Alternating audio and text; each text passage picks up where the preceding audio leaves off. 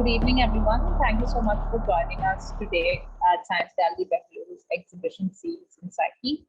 Science Gallery Bengaluru is a new institution for public engagement with research, and Psyche is our fifth exhibition season. Psyche is a 45-day journey that unpacks and explores the complexities of the mind. Today, we are having our first live lab event with Anzal from the National Center for Biological Sciences. His event is titled How Neurons Learn, a live lab walkthrough. Anzal is a graduate student in Professor Upinder Bhalla's lab at NCBS.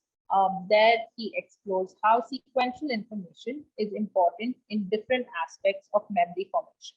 The researchers undertake a wide breadth of research from studying the molecular interactions within a neuron to studying a network of neurons in the brain. Before we get into the lab, I'd like to also tell you a bit about some programs coming up this weekend. Today evening, we have a lecture by Geoffrey Room, Mad with This History at 6 o'clock.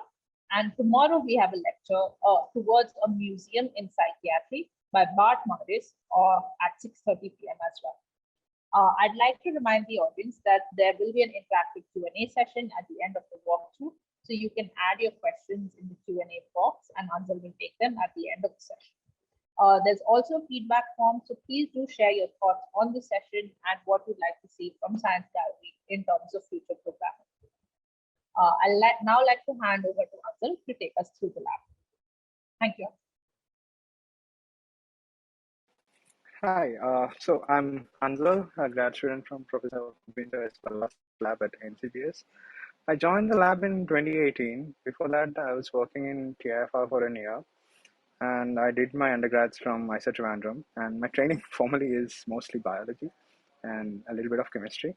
So I'm curious about how different animals behave when they encounter different factors in nature. On a daily basis, including humans, do this. Okay.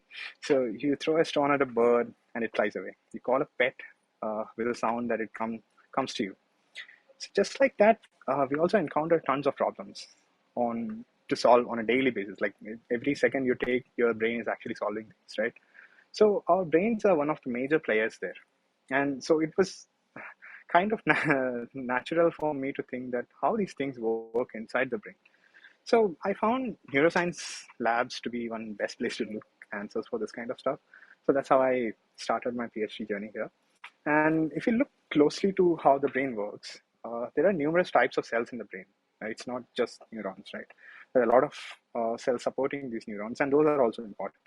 But on a regular scale, neurons are the most studied one, and these are the most responsible cells in the brain that. The most prominent ones are neurons that are a lot of other supporting cells in the brain which help them function, without which we will have certain disorders and affect the functioning of neurons. Our lab is interested in studying about memory and learning, how it forms and in what forms it is stored and all that stuff. So how can you look into such a problem? Because you have to address it in several levels, right? You have one cell, n number of molecules in that cell, and there are a lot of cells interacting to each other's. And when the animal is behaving, what happens to these network of neuron interacting? So in short, our lab handled most of the levels in this problem. So for these things, the lab uses different techniques to address different kind of questions. So one of them is computational approach. Here you have computational models and simulators on which you can conduct experiments and see how different molecules interact. So by changing their concentrations and see the kinetics changes and things like that. And this can also be done for how electrical properties of a neuron changes over the course of different trials of experiments. And we can also check how different network level activities change the whole overall activity of a small network of neurons. And in our lab, we mostly focus and use something called multi-scale object-oriented simulation environment, or in general, we call it as MOOS, which can easily be handled using Python or C, something like that. And the other computation techniques are really, though the computational techniques are actually really cheaper than doing an experiment. And they're also pretty faster than conducting a longer experiment. But once we have a theory, we need to test it, right? Let's say you did a computational study and you found that, okay, this happens. But it should work in the real life. So how can you test it? You can do it in pieces of brain that is kept alive, or you can do it in the animal as a whole. So if you want to do it in the animal as a whole, what you do is you train the animal to respond to certain kind of cues. And once they are trained, you manipulate this cues that you give and check what kind of response the animal do. At the same time, you can also look into the brain and check how different neurons behave at the time these guys are behaving, like this animal is behaving. So how you achieve this is naturally if you put a microscope and look into the brain, you won't see much of a difference when the neuron is active or firing an action potential or doing something else. Some physiology changes happening. You won't see much of a difference. So what you do is you genetically modify these animals in such a way that it uh, it has fluorescent proteins active, or they give fluorescence only when the neuron is taking part in some activity. One such thing is calcium imaging. So this helps you to see when the neuron is firing an action potential, because at that time, a lot of calcium ions come into the cell. And when the concentration of calcium ion increases, these fluorescence proteins, which are far apart, comes closer and give up fluorescence. So you can send some form of light in and get the fluorescence back. And this can be done with a certain level of speed and resolution. And in our lab, we use imaging technique called photon microscopy for doing this. All this happens when the animal is actually behaving. So you have a head bar attached to the animal, and the microscope comes on top of the head, and the animal is behaving. It's running. It's remembering things. So you see what is going on at that time. Okay. Now another idea is you can keep pieces of brain alive outside the animal's body. So you have to take an animal, surgically remove the brain, and dissect out the pieces of brain and keep it alive and test what is going on. So these are some flavors of what's going on in the lab. So now coming to my research, now I'll ask you a question that's interesting for me. So how do we know we are at different places, or how does our brain know that we are at different places? The simplest answer would be we understand different contexts, right? One good example is you are at a restaurant and you realize it's a restaurant. Same with your bedroom. You went to your bedroom and you realize that, oh, I'm at the bedroom. I can change it to my night clothes. Okay. How do you realize that you are at that place? So all these cases, we get a lot of sensory information. Like we see, we smell, we hear, and they are different for different places, right? And so that's one way to explain different contexts that we are in because of different sensory information. But if you think about it, these are all different modalities coming through different sensory organs. The vision is through the eyes, hearing is through the ears, and smell is through nostrils. So all these things goes to different parts of the brain. And once at different parts, this information is processed at some level and it's been sent again to another part. And if you consider uh, a part of the brain is like a librarian, which can actually take these memories and put it in places which are relevant. And whenever you want to recall, this guy can go and fetch those memories and play it back to you. So such a part is called hippocampus. It kind of manages your memory a little bit. So if you want to test this hypothesis that hippocampus is maintaining this stuff, what people have done is they have removed the hippocampus and see what happens after that. So it becomes a little difficult for people to form memories if it's removed. So that's one way to do it. So here, what happens is you have a lot of information coming into hippocampus. So there are a lot of neurons in the hippocampus. And if there are a lot of neurons receiving a lot of kind of information at once, let's say you take a snapshot of this information coming in, you will see that 10 or thousands of input coming into one neuron. So if that one neuron is receiving thousands of inputs at once, how will it know that out of these billions of inputs coming in, which is important and which is not important? So there comes that neuron selectivity towards the input pattern. So a pattern of input is coming in and it selects certain patterns over the other. So our hypothesis is certain neurons are tuned to respond like that. And we might be able to train one neuron to respond to a particular pattern of input. So how we do is we use mice for these experiments. So in that case, what we will do is we rear mouse on campus in our animal facility, and inside that, what happens is you have very ethically cleared uh, situations and very hygienically maintained animals. And this is very important for our experiments also, because if animals are not well maintained, it biases our experiments. And from that, we get the animals, and from the animals, what we do is we take the brain out of the animal. So here, my colleague had dissected out mouse brain and kept it here. Okay, so you can see that in here, there are different parts of the brain, and you can see there is different lobes of the main brain, and the part which I told is hippocampus, but it is well inside this, so you cannot see see the part from within. So what we need to do is we need to the dissect out the brain out of the animal and keep it alive. So if you look at the video, you can see that my colleague is dissecting out a brain. Dissected brain is being surgically removed brain is being dissected.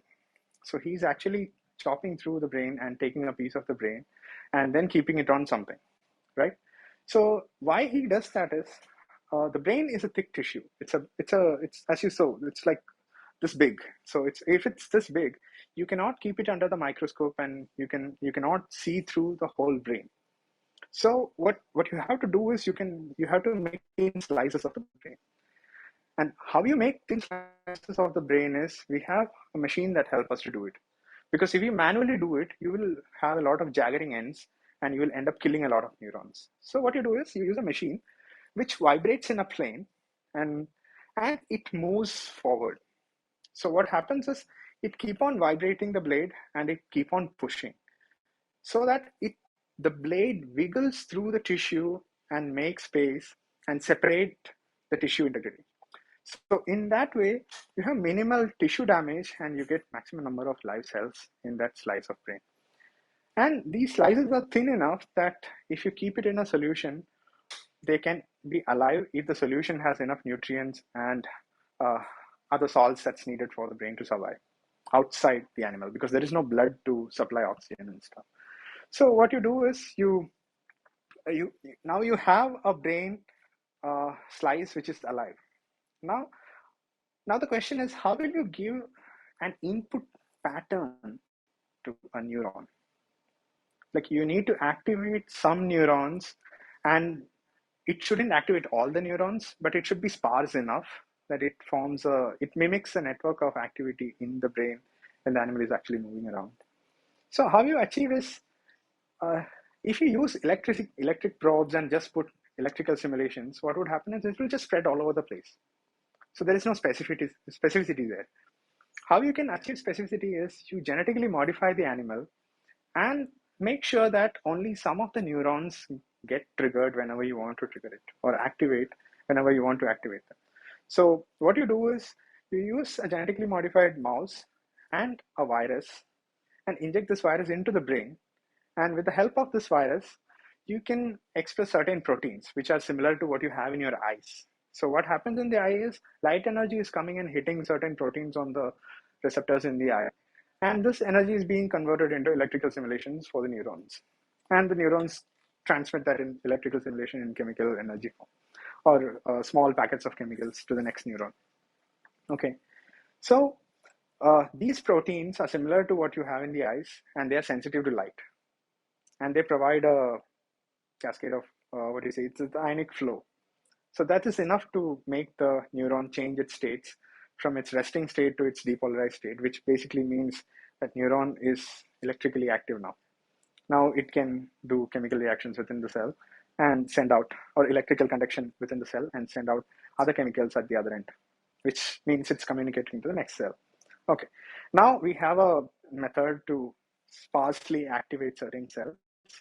Now the question is, we are getting inputs, but we need to take a readout of these things from one neuron, right? So how do you do it? So when I said this chemical changes and all that, what happens in neurons is, if you consider neuron as a balloon sort of thing, inside, instead of air, we are filling cell compositions, and outside you have your extracellular stuff. And there is a difference in concentration of different ions.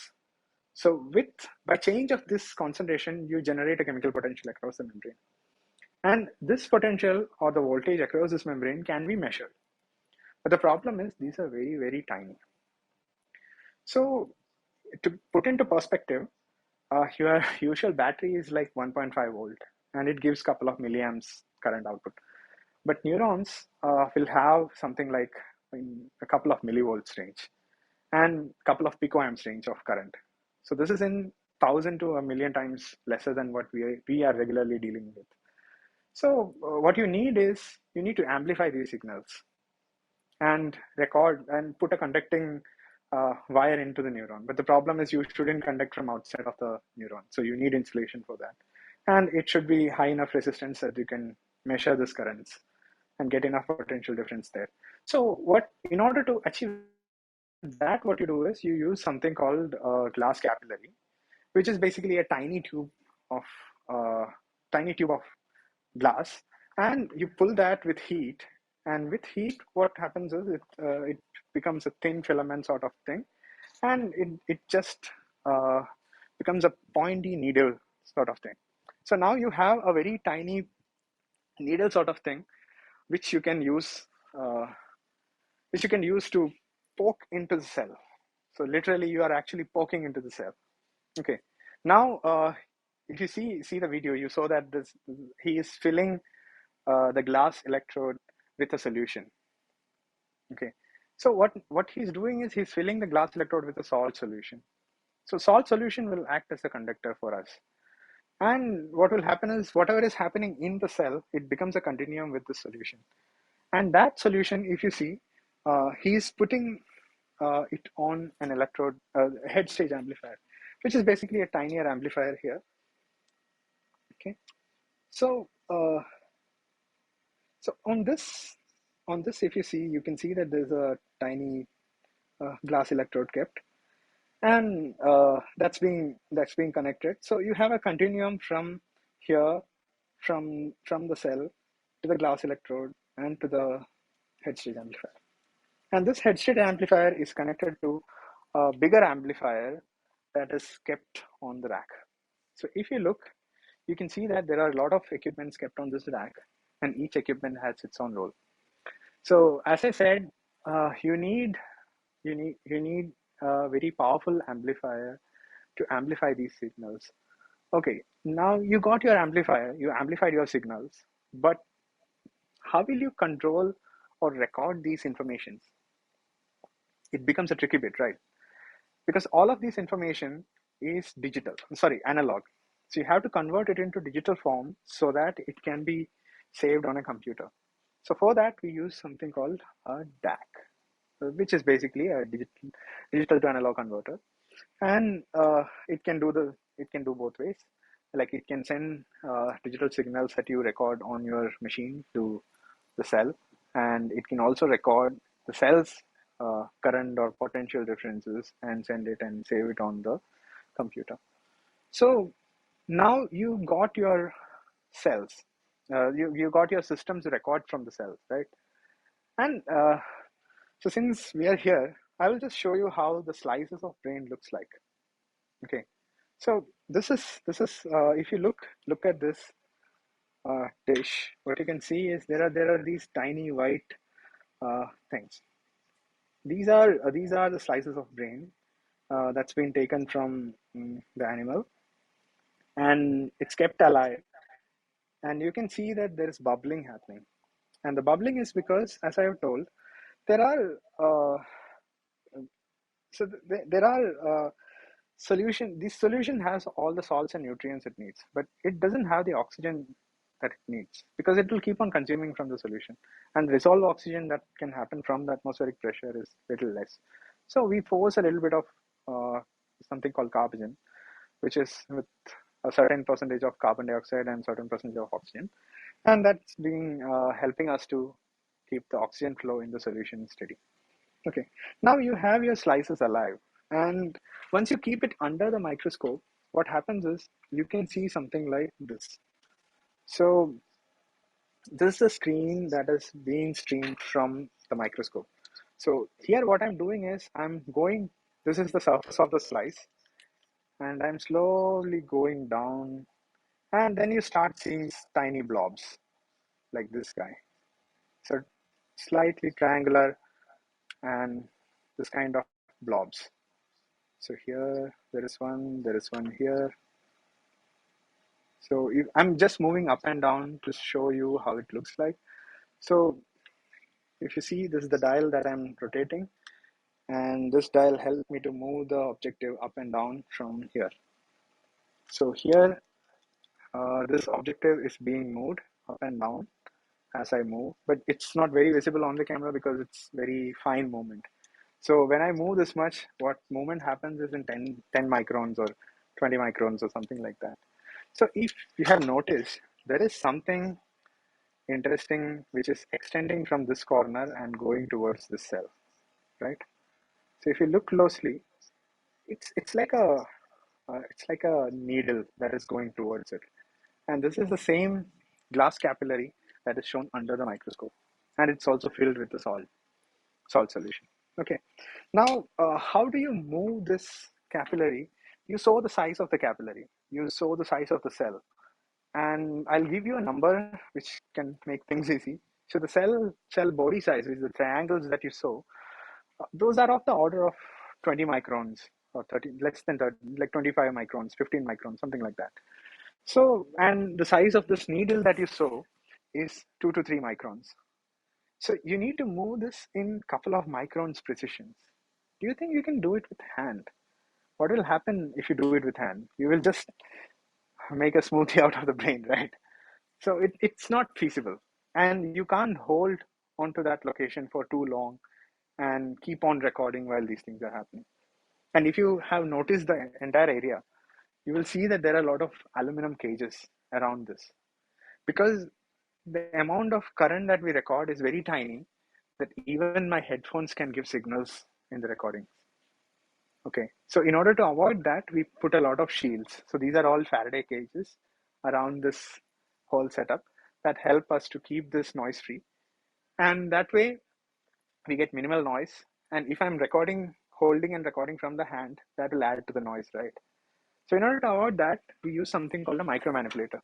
So what it does is it moves things very slowly. And this is what it is. So you have 3 dials, which helps you to move in X, Y, and Z direction. So once once you want to move this particular thing, you can move the electrode up and down, and it moves like based on my hand movement, it can actually move up and down. So if you see on the under the microscope, you can see that it's moving slowly. And if you look at this screen, if I move my hand here, so I'm putting my left hand here, right hand is on this one. So if I move, you can see that there is some movement happening in the electrode. So this is moving, right? This guy is moving. That movement is because I'm moving it on the micromanipulator. So I can move up and down, sideways. It actually wiggles through the tissue if I move it too fast. So we don't actually do this. We do it like something like this, and it's very, very slow. It's supposed to be very slow because you don't want to disturb the whole tissue structure in between, right? Now, you have a setup where you can record your uh, electrical activity from the cell, because you have a DAC, you have a manipulator, and you have a computer which can handle this data recording. Now, how will you project light onto the cells in a way that it's a pattern of light? And as you saw, these are very tiny cells. I mean, this is uh, hundreds of times magnified cells that you saw on the screen. So if you want to project onto very tiny spots on the tissue, how will you do it? Because if you just use a LED lamp, what happens is it will just blow up the whole place. The light is all over the place. Then it beats the purpose. It won't give you patterns. Because your neurons, all of the neurons in certain regions are active. They can be light activated. So now you want to project these things in a way it's shining patterns. So what we do is we use a projector here. This is the projector that we use here. It's a LED coupled with a DMD chip. So when I say DMD chip, what it means is these are tiny mirrors arranged in an array form, and these guys can move up, like they can change the orientation when you supply enough electricity in X and Y axis like that. So what happens is the light comes and hits the mirror. If it's kept at 45 degree, it can just go down, right? So if it is flipped straight, then light just pass through. So with an array of such mirrors, what you can do is you can pick spots like here, here, and here. You don't want light. You flip those mirrors. Other places you shine light. So you change the orientation and send light straight and down based on that. So if you can see, so here I'm going to show you how it looks like for the cell, for the slice under this microscope. So this, if you see that there is a dark piece which is looking something like, I don't have any analogy for this, but this is the hippocampus under the microscope. And if you see, there is a pipette coming here. There is a pipette coming here, and there's another pipette coming here. But if you notice, there is a bright region here. So this bright region accounts for the places where you have this channel rhodopsin active, which means you have these cells with channel rhodopsin. Okay, which is the protein that help us to activate the neuron with light. Now, if you project light onto certain points only, and you get enough cells in that region to send input to the cell that we are recording from. Okay, now that problem is also solved. Now what you need is a software which handles all of these things in one go. So here you can see a lot of things on the screen. So I would ask you to check on this whole thing. And what it does is something like, if I am to record from a cell, I go patch onto that, like attach my electrode onto that cell, and after that, if I record, this is what is going to happen. So I record. If I zoom into this one, what you can see is like this. So I'm stopping this to view to you. There are 3 traces that is going on. Like this is going, and it's going up and down, and this guy is just going a square pulse and then going, and this guy is giving a broader square pulse. So what happens here is you have a time series of data in which every 1 second you collect 20,000 samples or so, and every continuous line that you see is actually multiple points in time crammed in together. Okay, and you can see that this is written millisecond and all, which means it's that small. So this will be something like a 5 millisecond broad, and this is like 2 millisecond broad signal. So what you do is you use the computer and trigger the projector whenever you want to with this pulse. So this is a pulse that is sent from the computer to the projector. And from that pulse, the projector projects light, but we need to know whether the light is actually shown, right? So what you do is you put a tiny photodiode, which is kind of equipped here. So you see these cables going in, right? So at the end of the cable, what you have is, there are these cables going in here. And at the end of this cable, what you have is a chip, which is photosensitive. So whenever the projector sends light and it reaches here and hits the photodiode, and it goes down after that, okay? So it's kept under behind a mirror, which is partially, it's kind of transparent a little bit. So you can get light coming in. And after that, it goes down and goes under the microscope and project on the slice. So you get a proxy of whether the light is coming in or not from this one. And once you have those things done, what you can do is you can send trigger signals and you can record from the cell. So the upper trace that I haven't talked about yet is actually the recording from the cell. So what it does is the amplifier is connected through the electrode to the cell, and whenever the light is shown, the neurons which changes its state, it gets activated and it pushes electrical stimulus and then releases chemicals on the synapses and then talk to the other neurons which are situated in the other region of hippocampus, on which we have record electrodes connected to. Okay, now that recordings are shown here. So if you see, after the light pulse is when the cell actually started. Once the light pulse is started, and that is when you're actually getting the response from. So if I play it again, it will look something like this. So it will keep on playing again and again. So that's the basic setup of the experiment. And what you saw here is, so if you come in and look under this, you can see that there are tiny flashes happening here. So there are tiny flashes which are here under the microscope. I'm not sure whether it's very visible, but these are these tiny blue flashes that you see. Okay. So that's what we can sum up for the day. So this whatever you saw here are not just one person's or one lab's work. These are decades and years of research done by different people, put together by some of us at some point. And we try to understand more of it. And what I would like to tell as end of this discussion is, you should be curious, ask more questions, and be creative. And that's how things are done. So science is that. And thank you so much for watching.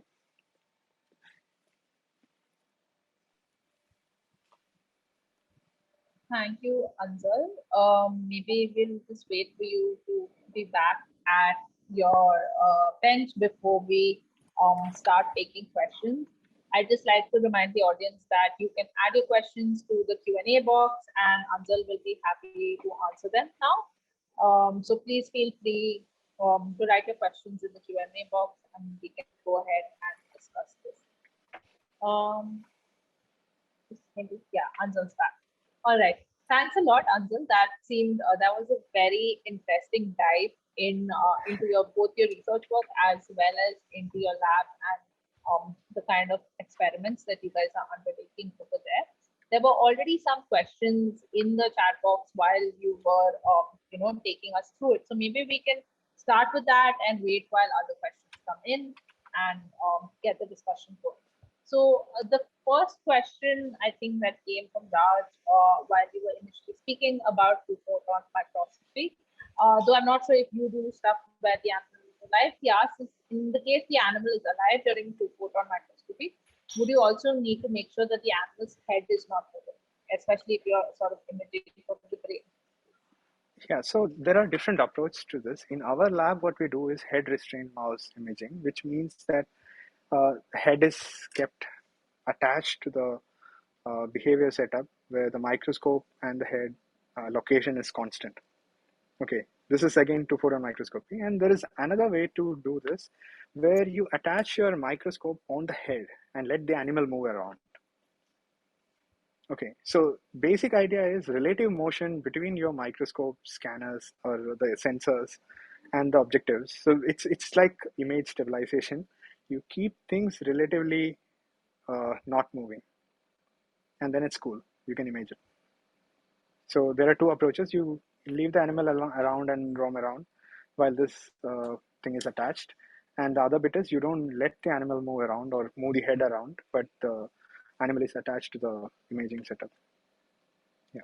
Could you tell us a bit about the value of one approach over the other, like why you would prefer one over the other in your case? So in animal moving around setup, usually the resolution is little low, and people tend to. So these are done with another kind of imaging where you don't really. What do you say? It's like you are imaging different planes in this kind of microscopies. So if you don't want that kind of accuracy, you just need to get a overall calcium activity in that region. It's easy to put the microscope on the head and move around.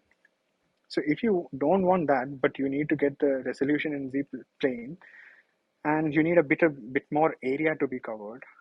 In such situations, for example, you want to look at a larger region and cover a lot of cells, then it's not a good idea to put the microscope up on top and just let the animal move around. That's usually not done. Usually it's done for head restraint setups. Mhm. So I'm guessing also that the free moving one would be used if you want to record while the animal is actively behaving or exhibiting some kind of behaviors. Would that be Yeah. why they would use that? Or So, so I will tell you one interesting bit. So recently mm, some labs, I forgot the details of it, but they did it in bat, a moving bat. mhm, So it's possible people do it, but their question was again, it was not about how many cells that you can image at once. mhm, So that was pretty easy to like. It was okay for them to do that, but in our case, what we are trying to do is we are trying to cover more area and get as much as information in that plane of the image. So there we can't really allow the animal to move. Like you can give tasks which are head, even though animal is head restrained, animal has mhm. a roller. It has a roller on which the animal can move. Oh, okay. So animal can move around as if it can move around. And people also give virtual reality arenas around these animals so that animal feels like it's actually moving around. Wow. Okay. Okay. And whenever the animals reaches at certain locations, they give some reward or some punishment, depending on the training. So that, and in one lab, what they did is they put a tuxedo sort of thing and tied the animal with a jacket and attached the Mhm. scope on the head. And these are tethered with tuxedos, and they are moving on a bowl, and the arena is completely moving around. So there are Wow. different interesting ways to address these questions. So it comes to the point where what do you want to like look for, Mhm, and what kind of mhm, data you want to acquire. So will it mhm, suffice your requirement to probe your test your hypotheses, things like that. mhm. Okay. Okay. That's very cool. I mean, some of these experimental setups actually sound quite fascinating. I mean, immersing a mouse in a VR environment and then sort of So looking at this is seems very interesting. so it's even implemented for small animals like flies, Drosophila. It's Oh, as okay. tiny as flies. So the Hmm. VR setup and calcium imaging club together is even done for flies. Yeah. Wow, that's really very interesting. I'm assuming so that means it's also done for primates and Uh, like larger. Primates, I'm not sure. I mean, I don't know of, but there could be. Mhm. I mean, Okay. it's pretty decent to do. So yeah. Wow. Okay, that's really interesting to sort of create these kind of virtual environments and then to be able to look at the how the brain or neurons function in this in these sort of situations almost. There was another question where I think this was related to when you were talking to the slicing of the brain before you take it Hmm. to the machine. What how thick are these slices in general So that you look at? the slices that I use are 400 micron thick. And the Mm-hmm. rationale behind that is the microscope that we use is called DIC, which also means differential interference contrast microscope. What you do is you send a polarized light through the cell, through the tissue, and then collect that light at the bottom with the camera or up with the camera. In our case, it's an upright, so you have a camera up, light coming from the Mm-hmm. bottom. So the the phase difference created for a polarized light can be sensed with another polarizer kept at the top. So you create a contrast because of uh, the optical density difference of different tissue components in the slice. So you will see the boundaries of these cells, and that's what all we will see. So if you saw Mm-hmm. the previous video, that it's like when I move up and down, you can see that there is some form of curvature and all that forming. Otherwise, it's like a 2D image. Mm-hmm. So in order to work this much in our setup, 400 micron is kind of optimum for us, or 350 micron. That's also fine. So this is the trade-off between how much oxygen can reach into the tissue, and how much visibility that you can get, and how much cells on the surface will be dead. during the experiment. So these are the trade-offs and measurements that made us stick to this 350 to 400 micron thickness. Okay. Yeah. I'm also like, I mean, I do encourage the audience to add their questions to the Q&A box, but while they do that, like maybe let me ask you a few questions. Sure. So, I mean, one question that I have is, the fact that you are, of course, slicing the brain and then, going and, activating certain neurons in it and sort of then measuring it. So so my first question is, how long does it remain alive? Like, how long are you able to keep this alive and continue doing it?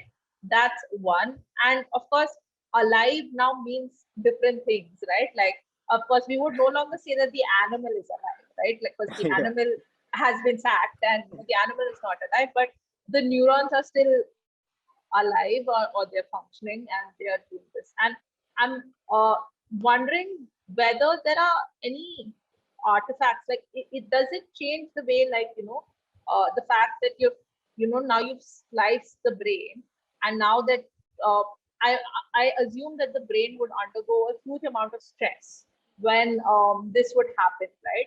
So would that actually change what you would see, or how the circuits would now be flowing, right? So I know I asked you a couple of questions, so but So the what?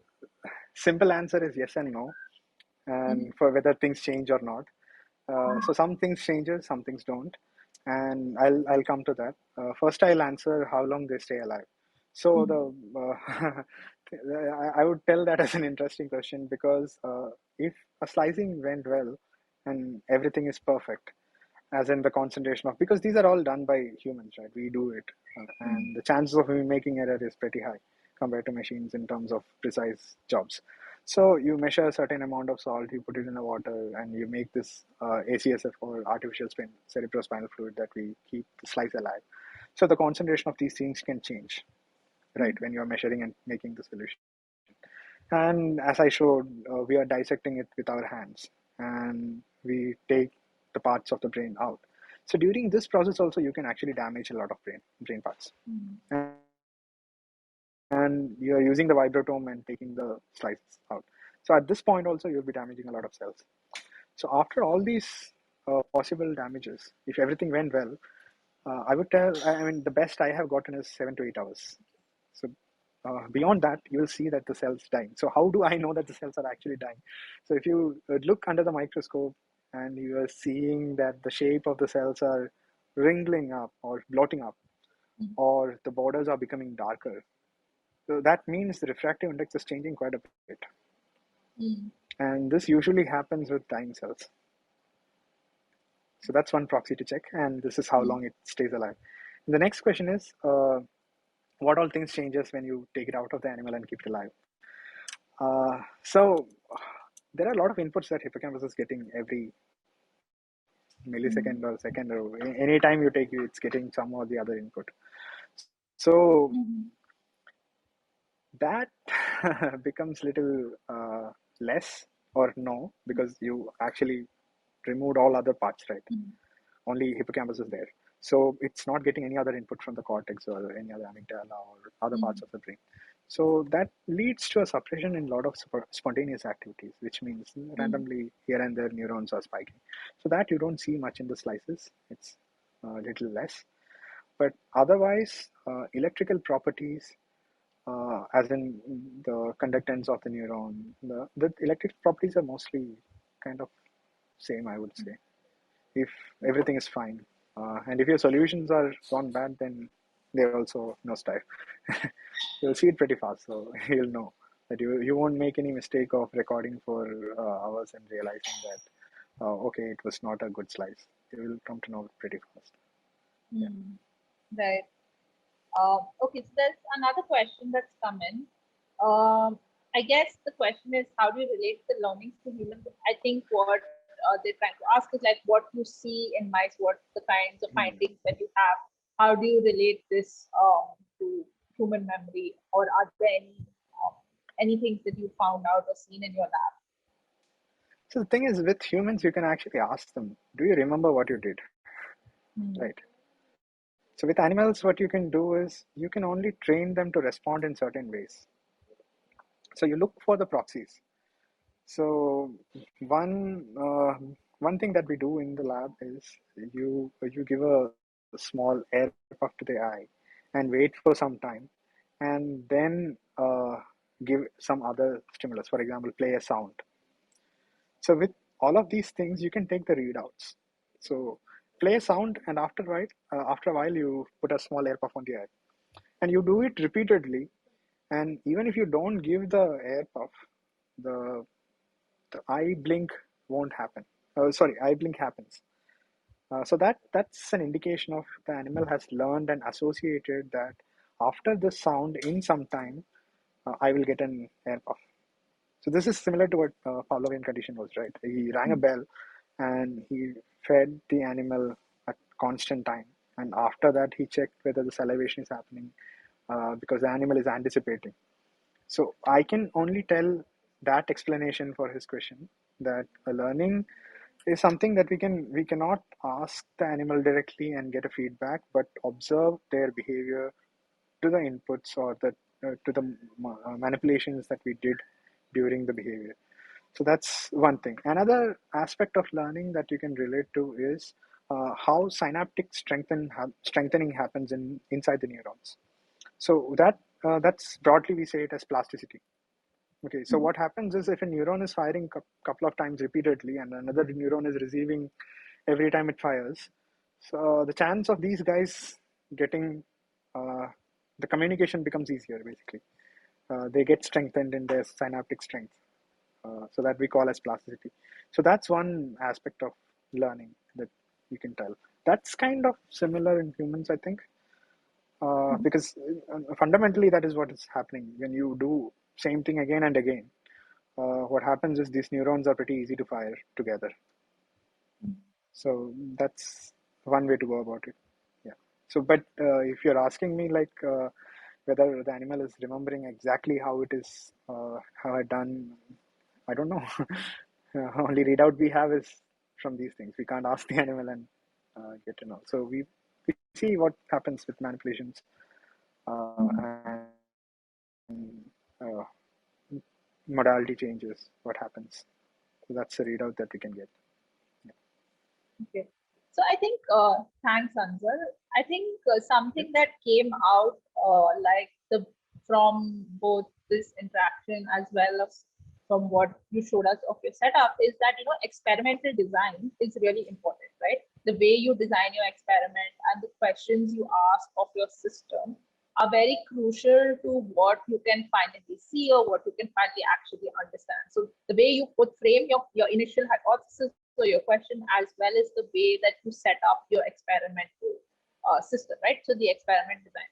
So can you maybe tell us a bit about how you go about this process, like when you are sort of starting off on your any part of your research, like how do you put together your question, and then how do you these experiments are designed uniquely to answer these questions, right? So if you would tell us a bit about your process and how maybe trial and error, how do you work, troubleshoot through things as well? So these things don't come out of the vacuum.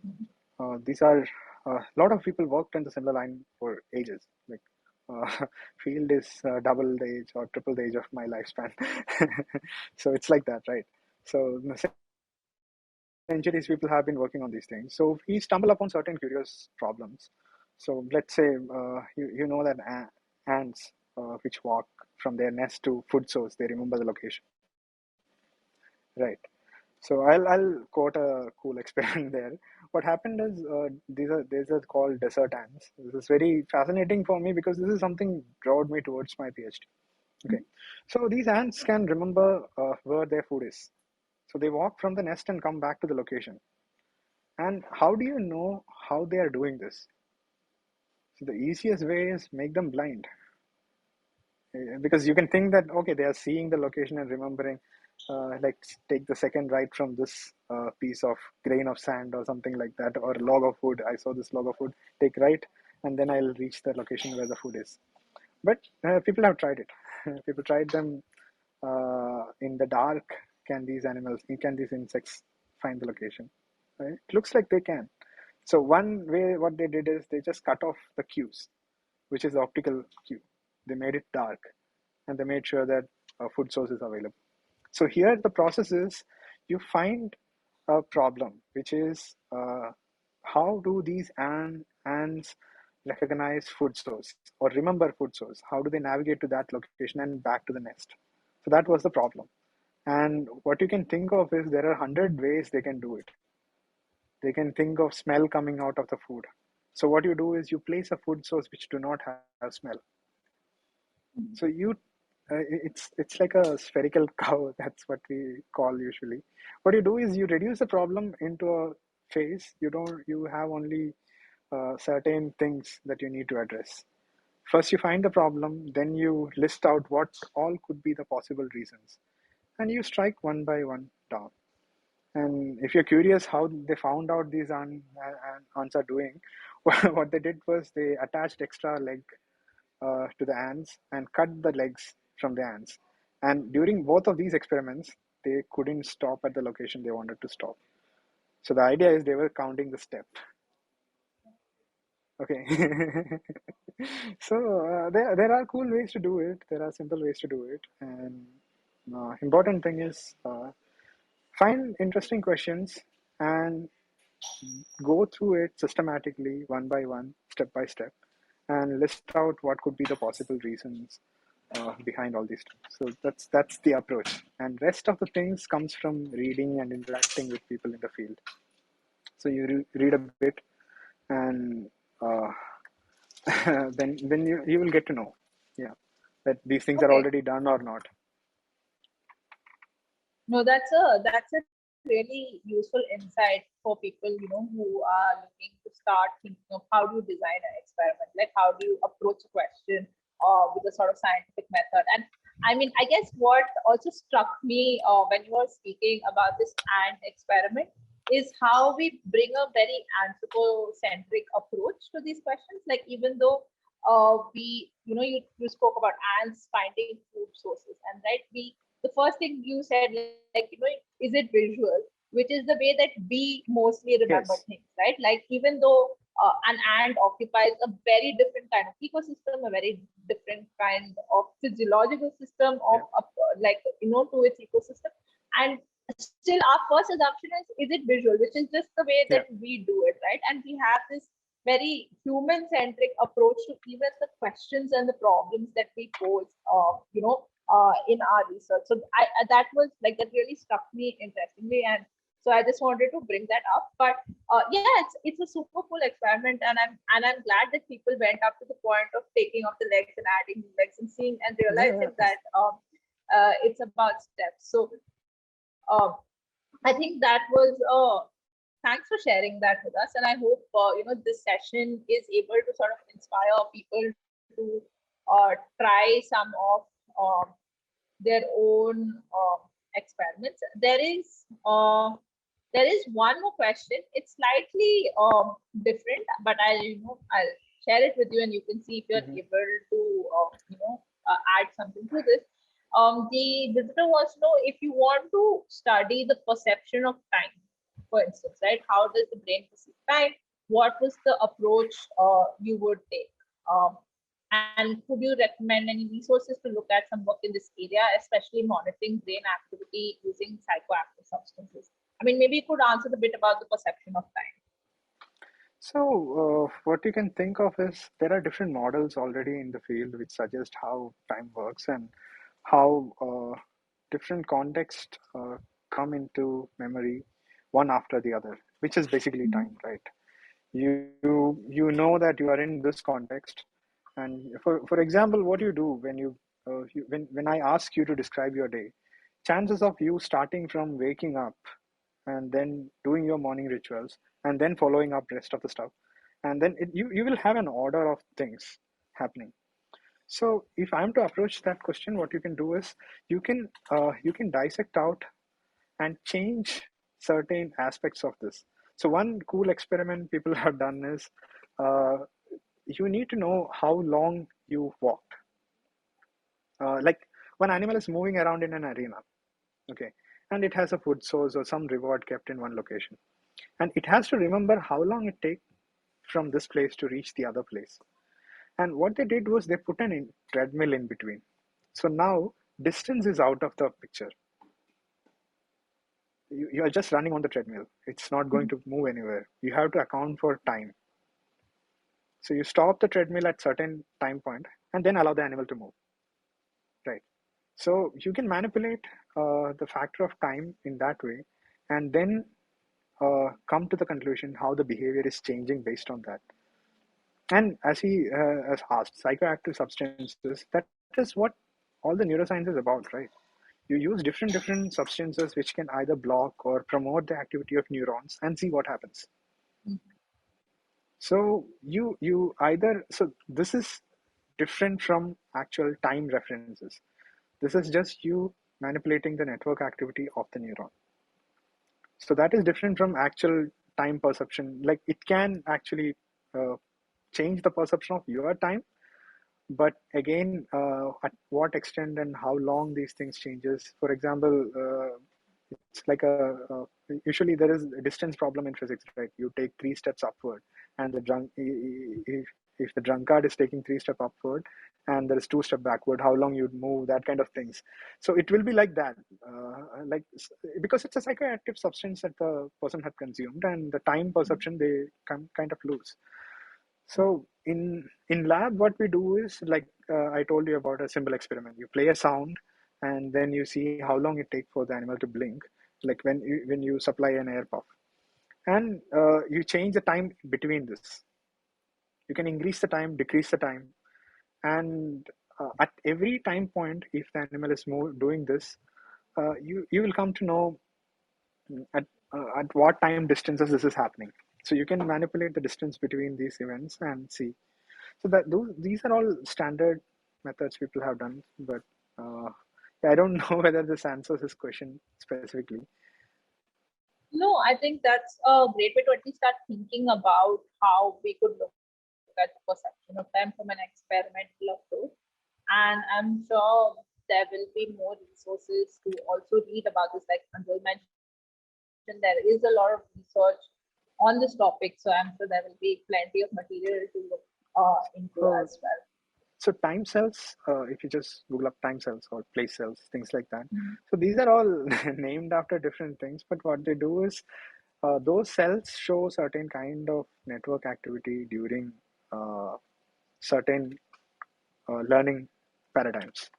So that's how they got named after these things. So if you look up on these topics, there will be tons of resources. In terms of time, it will be very limited, but in terms of spatial navigation, things are quite elaborate.